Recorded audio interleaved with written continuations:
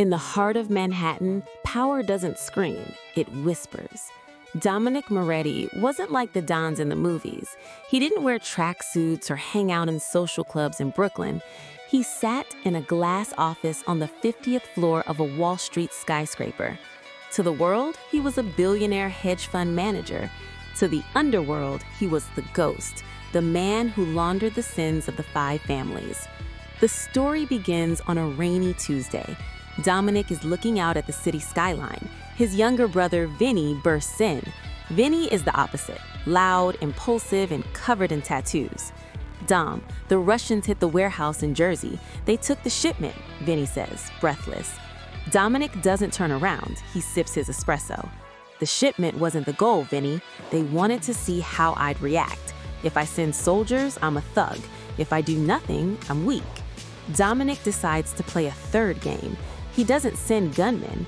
He freezes the Russian mob's bank accounts using his Wall Street connections.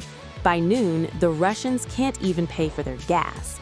The Russian leader, Viktor Volkov, is a madman from the old country. He doesn't understand digital warfare. He understands blood. He retaliates by targeting Dominic's only weakness, his daughter, Sophia, who is a student at NYU. This is where the tension spikes. Dominic's security team foils a kidnapping attempt at the university. Now the ghost has to come out of the shadows. Dominic realizes that being a businessman isn't enough to protect his family. He has to remind New York why the Moretti name was feared for 80 years. Dominic calls a meeting, not in a basement, but at a high-end steakhouse he owns. The heads of the other crime families are there. They are skeptical. They think Dominic has gone soft with his stocks and bonds. "You've forgotten the smell of gunpowder, Dominic," says Lucchesi, the oldest Don. Dominic slammed the tablet on the table. It shows the real-time GPS locations of every one of their children. "I haven't forgotten anything," Dominic whispers. "I just moved the battlefield. While you were counting cash and envelopes, I bought the satellites that track your lives. Work with me against the Russians, or you disappear from the map." Literally. As Dominic prepares for a final strike against Volkov, he discovers a mole in his own organization. It's not a soldier, it's his right-hand man and lawyer, Marcus.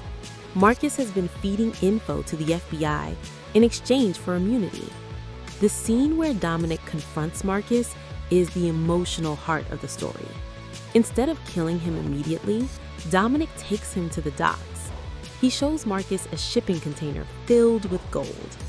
"This was your retirement, Marcus. All you had to do was be loyal." Dominic leaves Marcus there. He doesn't kill him. He lets the FBI find him with the gold, making it look like Marcus robbed the mob. Now Marcus is a dead man walking, hunted by both sides. The climax takes place at a private airfield. Viktor Volkov is trying to flee the country with $50 million in stolen diamonds. Dominic arrives not with a fleet of cars, but alone. As Volkov's guards surround him, Dominic triggers a blackout. Using his tech, he shuts down the power grid in the entire district.